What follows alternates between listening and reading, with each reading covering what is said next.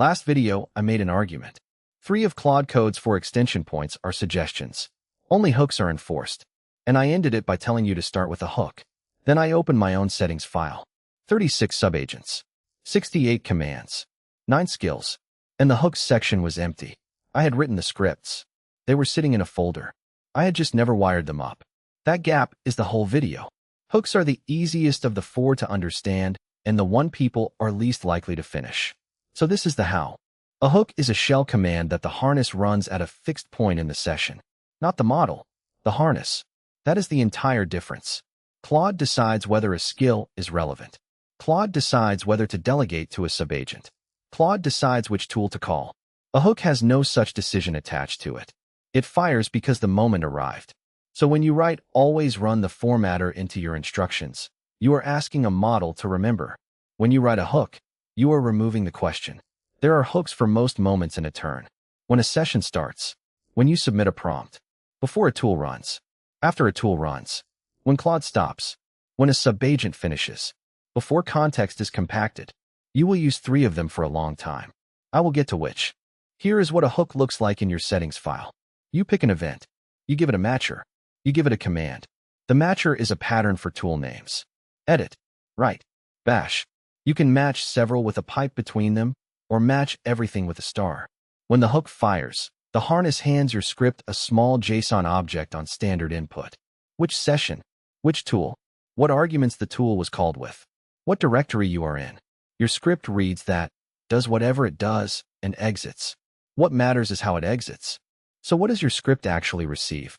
A JSON object on standard input. Which session this is. Which tool fired. The arguments that tool was called with. The directory you are working in. Here is a complete hook. 6 lines. It pulls the file path out of the tool arguments, checks the extension, and runs the formatto on it. That is the whole thing. No framework, no plugin format, no build step. If you can write a shell script, you can write a hook. And because the input is just JSON on standard input, you can test it by piping a sample object into it from your own terminal, with Claude nowhere in the picture. One detail that saves you a folder full of tiny files. The same script can serve several events. The JSON tells you which one fired, in a field called hook event name. So you can keep one script and branch inside it, instead of scattering 9 near-identical files and forgetting which is which 3 weeks later. Number 1. Post tool use, matching edit and write. Run your formatter on the file that just changed. This is the 5-minute one. You will never again read a diff full of whitespace noise, and you will never again ask Claude to remember prettier. Number 2. Stop. Fire a notification when Claude finishes. Small feature, large change in behavior. You stop watching the terminal. You go do something else and let it call you back. Number 3. Pre-tool use, matching bash. This one can refuse. And that deserves its own section, because it is the reason hooks matter at all. Your hook's exit code is the whole protocol. There are 3 outcomes. Exit 0. Fine. Carry on. Exit 1, or anything else that is not 2. Something went wrong with your script. You see the error. Claude does not. The tool still runs. Exit 2. The tool call does not happen. Not a warning. Not a confirmation dialog. Blocked. And whatever your script printed to standard error gets handed to Claude as the reason. So Claude does not just fail. It reads why it failed and tries a different route. That means you can make specific things structurally impossible. Force pushing to main. Deleting a directory tree. Touching your environment file. Committing anything that looks like a key. You are not trusting a model to be careful at 2 in the morning. You are removing the option from the table. Here is a distinction that cost me an afternoon. Claude Code also has a permissions list. Allow this tool. Deny that one. Ask me about this other one. At a glance, it looks like it does the same job as a hook.